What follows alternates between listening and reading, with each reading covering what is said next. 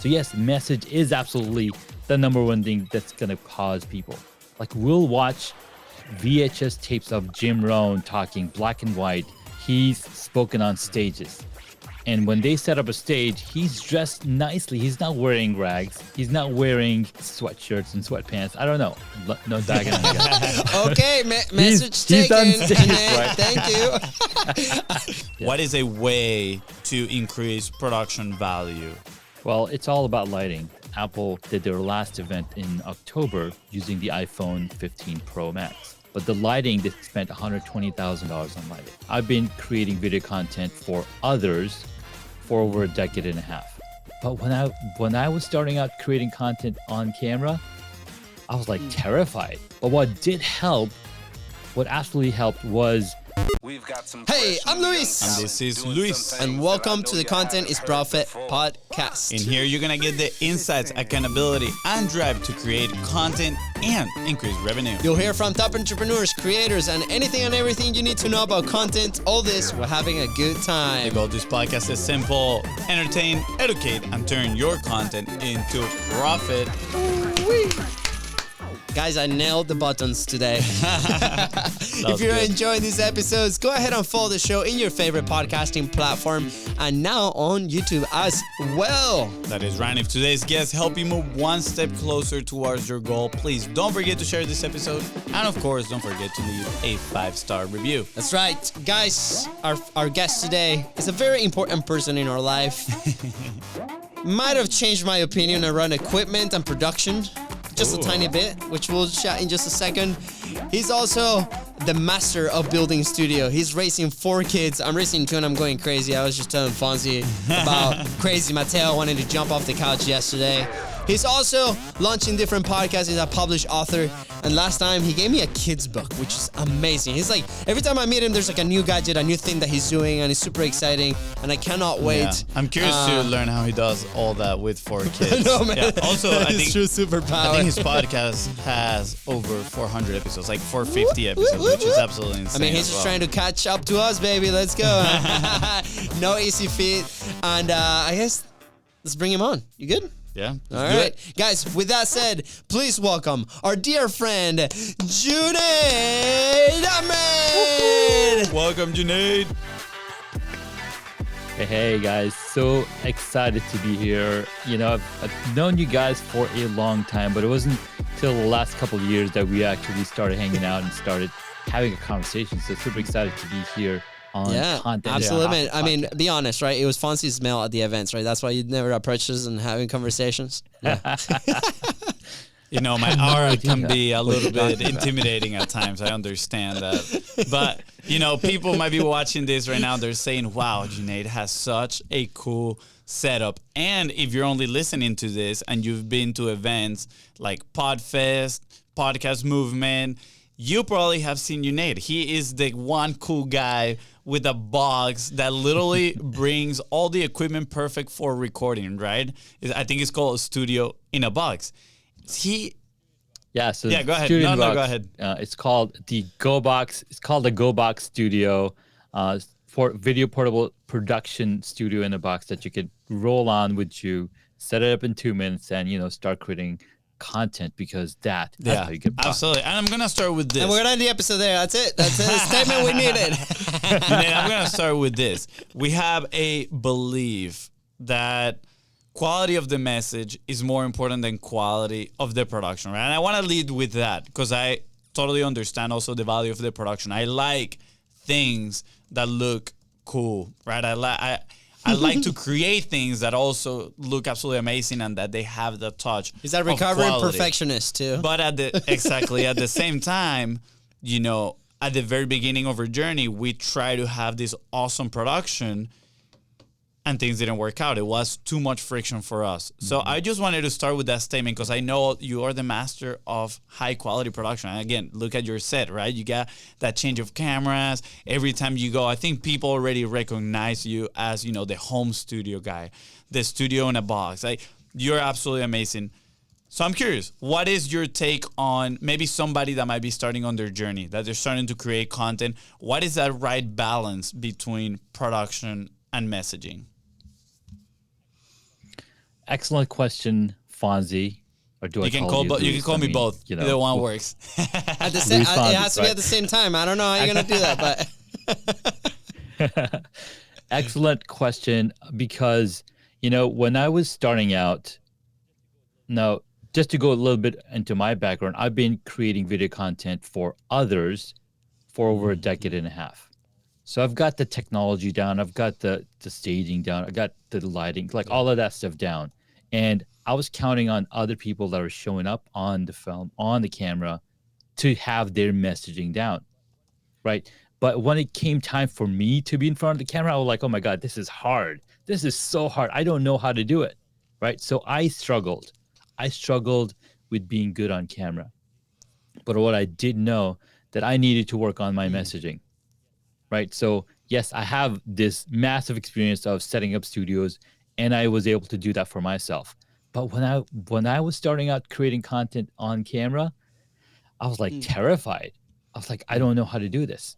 But what absolutely helped was that I had an ongoing podcast that I'd been doing for 2.5 years. That helped. Being in Toastmaster for over 4 years, that helped. So you've got to work on the person that's delivering the message. So yes, message is absolutely the number one thing that's going to pause people. Like, we'll watch VHS tapes of Jim Rohn talking black and white.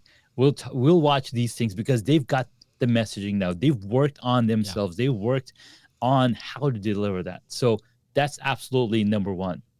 But what do you do to stop the people on the tracks? You got to have the good production as well. You got to go hand in hand with both. So get that messaging down, and even if it's crackly, your followers are still going to listen to that message because they know who you are. And I'll back up a little bit about messaging, right? So Jim Rohn, he's spoken on stages. And when they set up a stage, he's dressed nicely. He's not wearing rags. He's not wearing sweatshirts and sweatpants. I don't know. No bagging on you guys. Okay, message taken. He's on stage, right? Thank you. Wait. He's on stage delivering the best message because, again, he's a network marketer. So there's both things. But I'm sure that when he first started, he worked on the messaging too. So you got to work on the messaging because that shows your true authenticity on who you are. Yeah. So that's my take. By the way, when I was like walking from the Jeep here to the office today, I'm like, I look like an Italian mobster with a sweatpants and sweatshirt today. So clearly it transmits through camera today. Let's go. But no, I mean, obviously I'm excited. I think we're both like very geeky in the fact that we like tech, and then I'm the guy that likes the tech but doesn't want to look under the hood. I'm like, this is all the data, right? But it's like, oh, it looks nice, and, it feels nice, and that's me. Kind of like if I ever do a tech review, it's gonna be like, well, this computer works, right? But every time we see you at events, right, you have all this incredible ecosystem of things to make production so easy. And I remember when we were talking about the studio in a box, right? We're talking about this, like friction to create. And like you mentioned, you've helped a ton of people that you were counting on them to have their message right?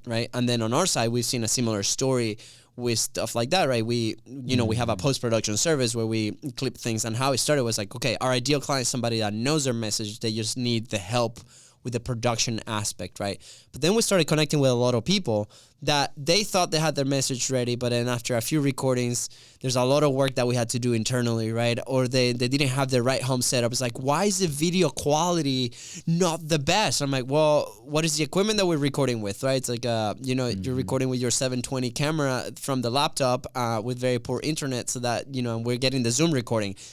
It might not be the best footage that we can get, right?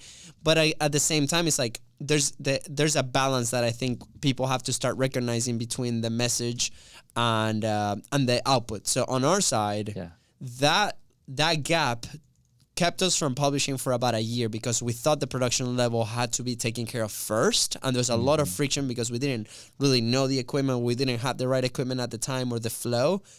And when we decided, guys, let's remove the friction on the production, which is going to be a live stream through an iPhone on Facebook and increase consistency. That's what allows, like you said, to create consistently, get stronger with the message, and then little by little start upgrading to the point now that we have a physical studio, which is crazy, right?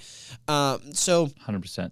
On your side, like, what are, for somebody that's starting out, right? They're like, okay, I have my message. What is an accessible? I think I really want to get into the equipment, because I Podfest, I think a year ago. Wait, before, can I add something before we dive into the equipment and more tactical stuff? Because I do want to go there as well. I'm very curious to, get some tips, especially for that person listening that might be asking themselves, how do I increase the value of my production, maybe with what I have at the moment, right?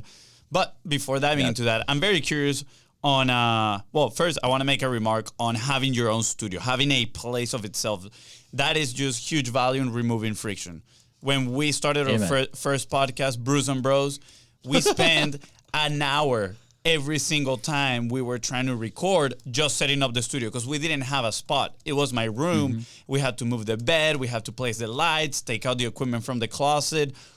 That alone, made us record only 5 episodes and leave the podcast somewhere in there without finishing. So the fact of having a place, I'm sure that office, all the equipment that you have in there, you don't move that probably for anything. You just press a button and it's Can you done. show on your screen for the people watching the video kind of how it looks? Which is super cool. There Look we go. at that. Oh, beautiful. Absolutely man. amazing. Multiple screens, the cameras, the lighting.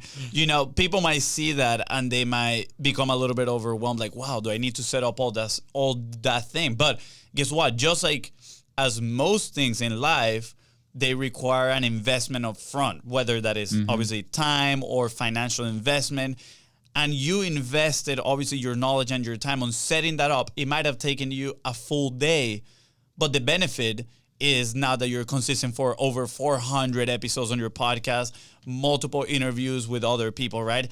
It pays off to have a spot where you record our podcast. That's what we did when we started Content is Profit. We had a little tiny 100%. Office. We said, that is a corner where we're going to record. It was nothing compared to what you have right there at the moment, but we did a little setup that take us literally like 5 minutes on turning it on, placing the phone, and it removed the friction. And guess what? Yeah. Now we are close to 500 episodes, if not 500 episodes. Now, the question I want to ask before we move into the more tactical aspect of the conversation is, I'm curious on the correlation that you've seen with you and your clients between, production and increase of output. Like, in a way, does it affect their confidence? Are they more excited to produce more content, right? Does it increase that output? And also the correlation on the bottom line of their business, right? Does the production value also, in a way, is tied to increasing profits?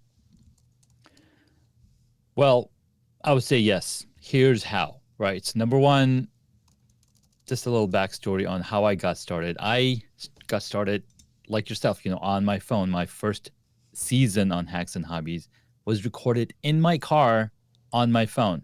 Yeah. While I'm commuting from and back to to work. Yeah. So I put in the reps. I got better at it, and I was like, okay, I need to go to the next level. How do I get to the next level? So I was novice. I went to the hobby level. Like, how do I get to that hobby level? Well, let's invest in a microphone. Let's do it in my office. Let's have a conversation with other people. So started inviting people. Again, time after time, it got better and better and better. And because of the pandemic, I, spent time in setting up the studio. Now, before I even set up this studio, I was invited to speak on stage at a LinkedIn local event on iPhone video production or mastering iPhone video production. How do you use your smartphone to create video content? And the reason this guy asked me is because he saw me creating video content as I was walking around with this smartphone. I was like, sure, I'll talk on it. And that inspired me to say, hey, I can now write a book on how to increase this. And in fact, now it's a published book called iPhone Video Production. But that process showed me like, maybe I can record a course on it. So just like you were spending an hour setting up your studio space for your podcast, I spent about 2 hours in my basement. And I bought this little vinyl backdrop, and I tried to do this. And when I stood in front of the camera, guess what happened? Nothing. I couldn't speak. I didn't know how to start the conversation, right? I didn't have that part of the reps put in. Yeah. So yes, go back to the question. When you have a higher production produced space or a curated space, when you put on that shirt that gives you that superpower, it's almost like putting on a superhero.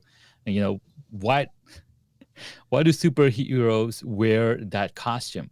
It gives them an image, it brands them. It's like, I can do anything when I'm wearing this. I can do anything when I'm in this suit.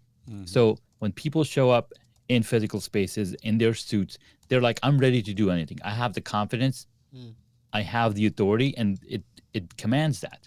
So when you set up your space that's professional looking, yes, you want to do the authentic content where you're on the street, you're outside, you're with your family, and you're creating content on your phone. That's perfectly fine, right?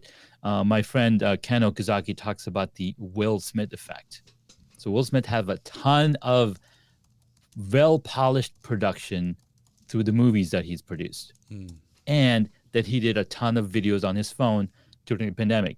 So that's the Will Smith. So you got to show both sides of you, so people say the real you. So I'd say absolutely it helps with the perception of people watching you. Oh my God, this person actually took the time to put on a shirt, to put on lights, to put on, this persona for me to teach what they're about. My friend Isabella, who I met at Podfest, and you were there, Capshovians Live. Capshovians Live, yeah. She's been creating a ton of content in her room, and then when she stepped up and she rented a studio space to create more content, people reached out to her more. Yeah, they're like, "Oh my God, what you're talking about is mind blowing."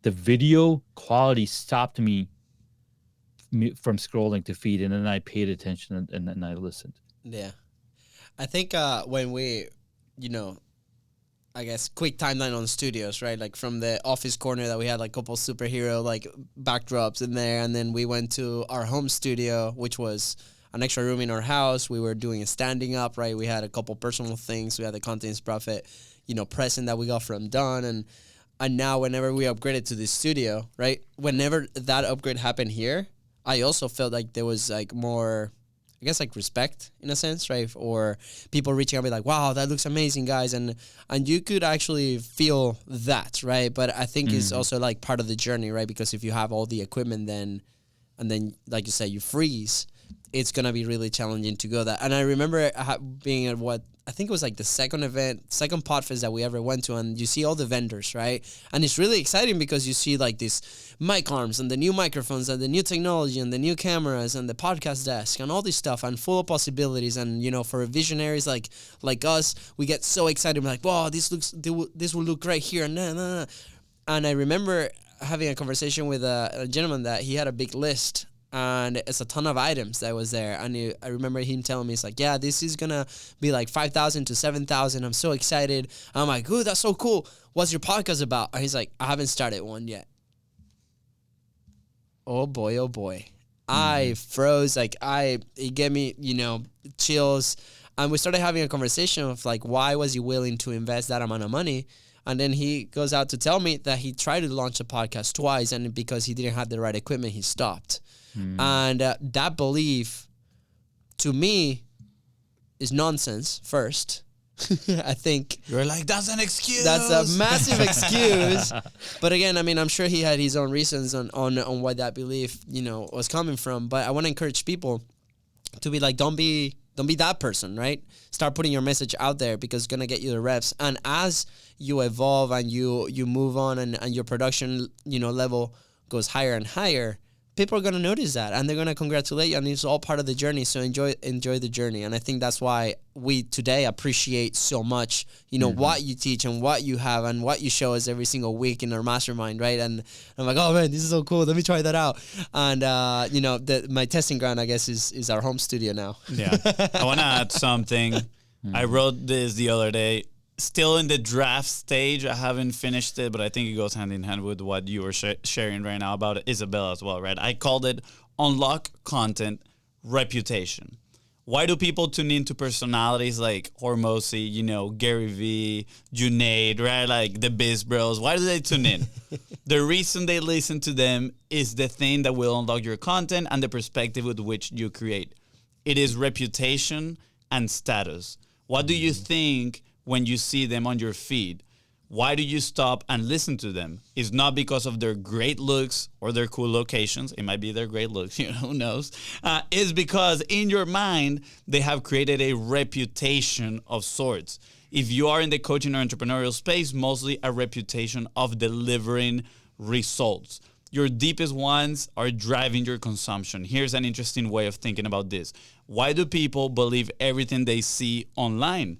Because we assume they have reputation until proven otherwise. Or constant search for status makes people with reputation very appealing. So again, I'm still working a little bit on that, but what I'm trying to say, and that was like a moment of inspiration the other day, I have a huge moment of clarity, is that production can drive that perception of status, of reputation, right? Sure, you have to prove it, right? Once you start talking with your message, right? With your tonality, your eloquence, the value that you're delivering through your message, you have to prove it, your reputation, not only once, but if you catch people's attention, they're probably going to go to your content and they're going to start consuming a little bit more. They're going to start learning a little bit more about what you do. Do you have any social proof, right? And now, you know, is you got to walk the walk, right? It's not just talk the walk, you got to walk it as well.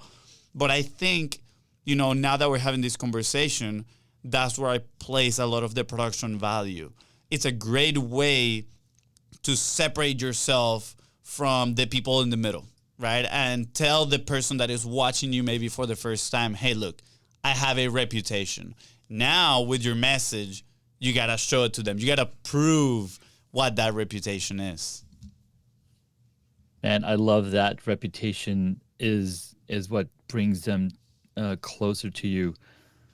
And yes, the unfortunate fact is we've been taught that you got to just put out a ton of content constantly. And yes, it's great to put out a ton of content, but don't believe that you're going to be the best the first time you put it out. My one of my favorite people in the world, Seth Godin, talks about, you know, people come up to him and ask and tell him, like, hey, I want a New York bestseller book. And he asks them, well, where is your bad writing? It's like, what are you talking about? Like, where's your bad writing? Where's your bad stuff? It's like, I don't have any bad stuff. Like, well, then how are you going to get to the good stuff? You got to get through the bad stuff to get to the good stuff. And that's why, like, teachers in school talk to you about free writing and, you know, when English composition, just write. You're going to get all the dirty stuff out, and then you start coming with the good stuff. Yeah. He's known for, and you probably know this, he's been writing a newsletter or a email every single day for the past, I don't even know how many years. Yeah. And today's one really hit the nail. He talks about curation versus the road to junk. I'm like, okay, this is interesting. He's like, Amazon doesn't care about the shelf space problem because they have a ton of shelf space. But a bookstore down the street, an independent bookstore down the street will carefully curate what books they store in there because they don't have unlimited space. Yeah. They have very limited space. And I'm like, that's interesting because each book takes up a spot that a different book could easily inhabit, right? And same thing with YouTube. YouTube have hundreds and thousands of hours of videos being uploaded every single minute.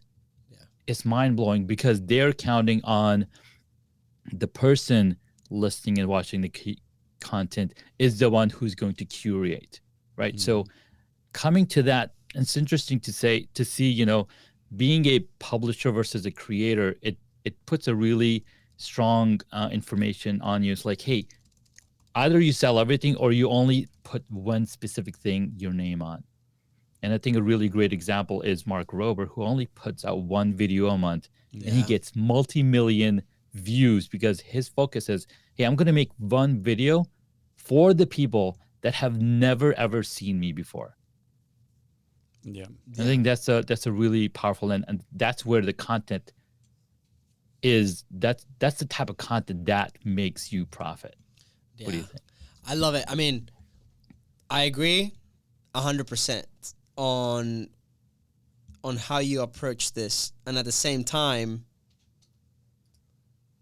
I think we need to align and understand how we also like to create, right? Because the one daily email, for example, that could be a daily video for somebody else, and understanding the platform. So, Fancy Lives to Write, like that article, mind blown, great, awesome. You say it's a draft, publish it. Why it's not out? But on my side, that to me personally creates a ton of friction to write stuff like that. So I might think about 2-3 bullet points, and for me, I will probably see more value on creating a minute clip of something like that off the cuff, following my bullet points to a camera. Yeah. Would that hit? Maybe. I don't know, but that's my style to put the content out there. So I think that's also super important because, in the production level, we hear so much like, oh, you should be on YouTube. Oh, you should start a podcast. Oh, you should write a newsletter every single day. And what people don't account for is that they'll try to model something that somebody told them on a mastermind or an event, and that creates a ton of friction. And then what happens is like the execution is not there, and then nothing gets out. So start identifying, what do you like? Try writing every day. If that's not your thing, perfect. Try a video every day. If that's not your thing, perfect. Try not doing anything every day. I don't know, but we had an example which we share in the Capshovian slide, which is this lady that she was convinced for 2 years. We met her 2 years, and 2 years she was saying, I want to launch a podcast. I'm convinced this is the thing because somebody told her in a mastermind. And I was like, perfect. We can produce it, but let's jump on a strategy call beforehand to dive deep of why you want this podcast or if it fits your business model. And she had a brick and mortar cannabis business, right? I'm like, in my head, I haven't really, and we consume a ton of content. I haven't seen that specific one. I've seen a lot of kind of behind the scenes in the shops or like things that are happening in there for that type of business. And we start diving in. Well, turns out she doesn't own equipment. She doesn't like to be on camera. She doesn't like to record audio, for example, right? There's a ton of friction. And for her, it was very exciting to sit down in her down hour and write. So she ended up doing a 3-time-a-week newsletter instead of a 3-time-a-week podcast, which is what she thought she wanted. So what you said, great, 100%. On my side is find the vehicle that creates the least friction for you to create. And then from there, yes, there's tools and tactics and there's platforms that will allow you to get more traffic and start identifying who can help you based on your initial content. So from my 1-minute video, we could potentially hire somebody that really enjoys writing, or Fonzie can take that video and take that idea further and they can write it, and then it's a great article which is for the company. So anyways, that's my 2 cents on your incredible point. Let's dive a little bit into the tactical stuff, right? What we promised earlier. I'm curious. Definitely, there's different levels, right? Somebody that might have very little equipment to no equipment, just their phone. There's also people that have more resources and are willing to invest. So let's try to tackle a little bit of both, right? Yeah. What is a way to increase production value? A simple, quick way for somebody to increase production value that at the moment they might not have the financial resources to invest into a lot of equipment, but they already come with a phone or a entry-level camera. How can they make it look good? Well, it's all about lighting, right? Getting the lighting correct on your setup, making sure that the room that you're shooting in, and you'll see a lot of people shoot outside because we have really nice lighting outside. The sun is out, and maybe you're using the shade, and maybe you're lit up properly. And when we set up studios, we light the space in a way that mimics that daylight lighting. The shadows in the right place, the softness of large light sources. So you're trying to mimic that when you're creating your content, when you're using your phone. So that might be the level 1, the novice. They're discovering their initial setup. They're starting with basic gear, you know, they're understanding the significance of their space and what the acoustic potential could be. And the beautiful part of these smartphones that we have now, you know, we've had these smartphones for the past almost 17 years. I mean, they've come a long way. There's full feature films being produced using these cameras. In fact, Apple did their last event in October using the iPhone 15 Pro Max. Yeah. All the video was shot on the camera, on the phone camera, to an external drive. What was different still was what the only thing that changed in the entire setup was the camera that they're using. So instead of using a Red or something else, they use the iPhone as a camera. But the lighting, they spent $120,000 on lighting. Yeah. Right. So audio again. So you want to make sure that your lighting is good. Yep. And your audio is good. So think about those two things when you're getting started, because if people can't hear your message, they can't follow along. They're just going to swipe up to the next video. Right. So focus on getting good lighting and good video and good audio into that microphone, into that video. And the cheapest way to get started is you can get a lav mic, and there's $20 microphones. Just plug it in, and you're getting really high quality. So that's level 1, the novice, getting started, and that's how you get started. I love it. A lot of people will think, which was my mindset initially too, it's like the camera. And it's not about the camera, right? Like you mentioned a couple things that, the camera is almost last there. It's like lighting and the microphone, right? Mm-hmm. And I remember when you got the first light that we ever got, which is, takes half the room, but it's amazing. We look beautiful in them. It's awesome. The light on that thing is magical. It's clearly not here in the studio. It's still at home. But yeah, and Fonzie was like, everyone's like, it's all about the lighting. And it's crazy. Like once you get it right, the camera really becomes the last thing because, like you said, with smartphones, it's come a long way. It's really exciting. Yeah, you actually can set up yourself, again, depending on the day. But if you have a window close to you, you can put yourself next to the window.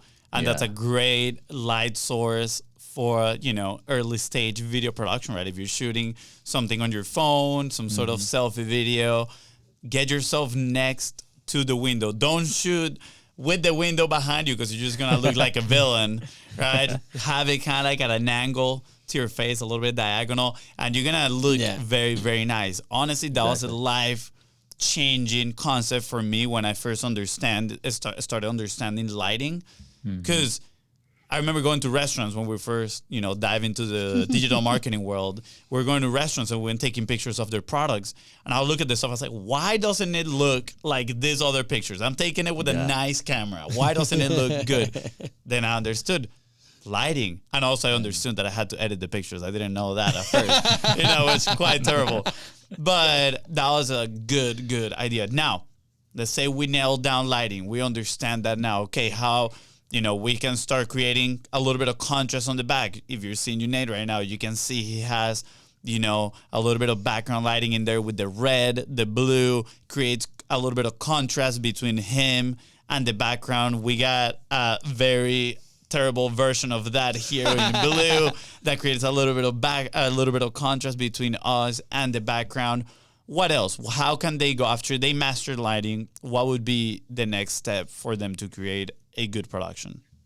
So level 2 is what I call the hobbyists. They have enhanced equipment and soundproofing, right? So you've got a good audio, you got good microphone, and you're like, okay, how can I level up my audio? So again, you want to focus on that audio. Your first budget should go into soundproofing or sound dampening or some kind of sound absorption.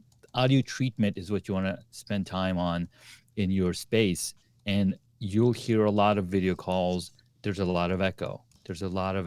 And people can't, it's not comfortable to your, it's not good to listen to your ears. So you want to invest in a microphone that you can afford. And you can start anywhere from $50 to $100 to $250. That's going to get you really good audio. And how important is the audio? I was at an event, at a dinner party, and somebody leaned over and was like, "Hey, are you Junaid from Chris's meeting?" I was like, yes. It's like I recognize you from your voice because he'd heard me on Zoom calls prior months. Yeah. So he was able to recognize me because our voice is our signature. Our voice is our thumbprint that people can recognize us as soon as they listen to it. Yeah, that's a great tip. Looking, in hindsight, the projects that I hate to edit the most are the ones that have terrible audio. Especially when people come here to the studio and they're like, yeah, our guest is coming online. I'm like, no. I was like, I hope they know what they're doing. And then when I do the audio check and it's somebody, pretty much sitting in a box with all the echo in the world and no headphones and there's feedback on the, on the audio. I was like, oh, please save me. This is going to be rough, right? But yes, great audio is awesome. I love tuning into podcasts that you can hear good sound, good quality sound. Now, I will say this. I think our belief still stands on, quality of the message over quality of the production.